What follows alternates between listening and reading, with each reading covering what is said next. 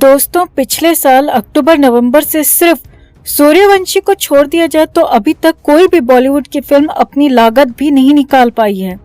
मतलब बॉलीवुड की इतनी बुरी हालत शायद ही पहले कभी हुई हो। इतने दिनों से बैक टू बैक बॉलीवुड की फिल्में फ्लॉप हो रही हैं, लगातार डिजास्टर जा रही हैं, लेकिन कभी भी इतनी चर्चा नहीं हुई जितनी धाकड़ फिल्म के फ्लॉप होने पर हो रही है। धाकड़ पूरी तरह से कंगना रनौत की फिल्म है, तो उसे कंगना को निशाना बनाकर हर कोई उस पर पर्सनल अटैक कर रहा है। ट्विटर और सोशल मीडिया पर ऐसे खुशी मनाई जा रही है जैसे कोई भागी हुई लुगाई वापस घर आ गई हो। पहले हमें लगा कि ये नॉर्मल ट्रोलिंग है, लेकिन जब हमने कुछ न्यूज चैनल्स और कुछ यूट्यूब चैनल वालों को देखा जो पहले कभी फिल्मों की खबर नहीं देते थे, लेकिन कंगना की खबर दिखा के कंगना को टारगेट कर रहे हैं और इसे कंगना की इंसल्ट बता रहे हैं। दरअसल ये साइड इफेक्ट है उस दवाई का जो कंगना पिछले 2 साल से लगातार पीती आ रही है। कंगना खुलेआम बीजेपी को सपोर्ट करती है और इसी वजह से वो लोग जो बीजेपी को पसंद नहीं करते या बीजेपी के विपक्ष में हैं, वो कंगना की फिल्म पर मजे ले रहे हैं। वो पत्रकार जो राजनीति की खबर देते हैं और उनका फिल्मों से कोई संबंध ही नहीं, वो भी कंगना पर अटैक कर रहे हैं। और बॉलीवुड वाले तो खुश हैं ही कि कंगना की फिल्म फ्लॉप हो गई है, लेकिन हमें लगता है ये गलत है, ऐसा नहीं होना चाहिए। कंगना को इसीलिए गाली देना कि वो बीजेपी की समर्थक है, बीजेपी के सपोर्ट में खड़ी होती है, तो ये छोटी सोच है। हर इंसान की अपनी पसंद होती है कि वो किस राजनीतिक दल को अपना समर्थन देता है, किसे वोट देता है और किसे नहीं। अगर कोई हमारी वाली पार्टी को, यानी जिसे हम पसंद करते हैं, उसको समर्थन नहीं दे रहा है तो वो इंसान गलत नहीं हो जाता है। हाल ही में ऋचा चड्ढा ने कंगना को गाली देने वालों को सपोर्ट किया है। ऋचा चड्ढा ने कहा कि कंगना बीजेपी सरकार के साथ में खड़ी है तो उसे उसका बहुत फायदा होता है, उसे टैक्स में छूट मिलती है, अवार्ड दिए जाते हैं, स्पेशल स्टेटस दिया जाता है और साथ में सिक्योरिटी मिलती है, और अब लोग कंगना रनौत को ट्रोल कर रहे हैं तो ये ठीक है। ऋचा का मतलब है कि कंगना को फिल्म की वजह से नहीं बल्कि बीजेपी को सपोर्ट करने की वजह से गाली देना सही है। फिल्म मुद्दा नहीं है, जो उसकी फिल्म फ्लॉप हुई है वो कोई इश्यू ही नहीं है। असली मुद्दा है राजनीतिक समर्थन। इस हिसाब से तो कोई किसी का दोस्त होगा ही नहीं, क्योंकि हर व्यक्ति किसी न किसी पार्टी को पसंद करता है, किसी न किसी को वोट देता है, और अगर सामने वाला दूसरी पार्टी को वोट देता है या दूसरी पार्टी को पसंद करता है तो उसे गाली क्यों देने लगते हैं या उसको गाली क्यों दी जाए। ऋचा अगर कांग्रेस को पसंद करती है तो ये उसकी चॉइस है। इससे कंगना को बीजेपी की वजह से गाली देना कहाँ तक जायज माना जाएगा। कंगना को फिल्म फ्लॉप होने की वजह से ट्रोल किया जा रहा है तो ये फिर ठीक है, लेकिन विपक्षी पार्टी को या बीजेपी को पसंद करने पर गाली दी जाती है तो ये बहुत ही खतरनाक बात है। हालांकि इसकी शुरुआत खुद बीजेपी ने ही की थी।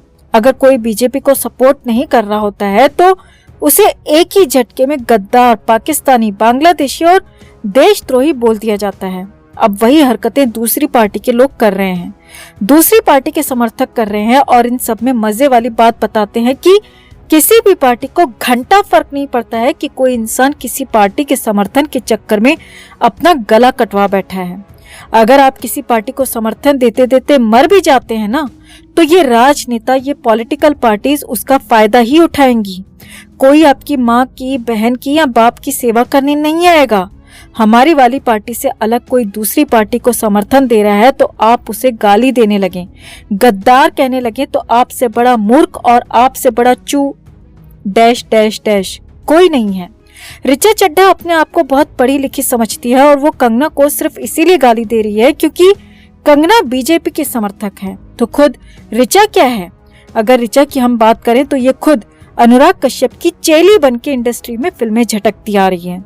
खुद कांग्रेसी है और 14 साल के करियर में इस बंदी ने एक भी ऐसी फिल्म नहीं दी जो इसने अपने अकेले के दम पर हिट कराई हो, और बातें कर रही है ऐसे जैसे ये खुद कितनी ही बड़ी सुपरस्टार हो।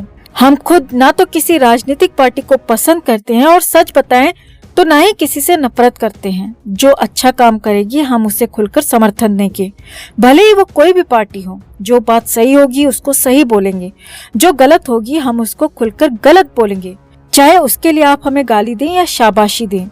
बॉलीवुड की फिल्म धाकड़ फ्लॉप हुई है, बहुत अच्छी बात है और खुशी मनानी भी चाहिए, लेकिन सिर्फ इसीलिए कि ये बॉलीवुड की फिल्म है, ना कि इसीलिए आप खुश हो जाओ कि ये कंगना रनौत की फिल्म है और कंगना रनौत बीजेपी की समर्थक है। कंगना की बात करें तो कंगना एज एन एक्टर बहुत अच्छी एक्ट्रेस है, एज अ बॉलीवुड एक्ट्रेस तो एक नचनिया है।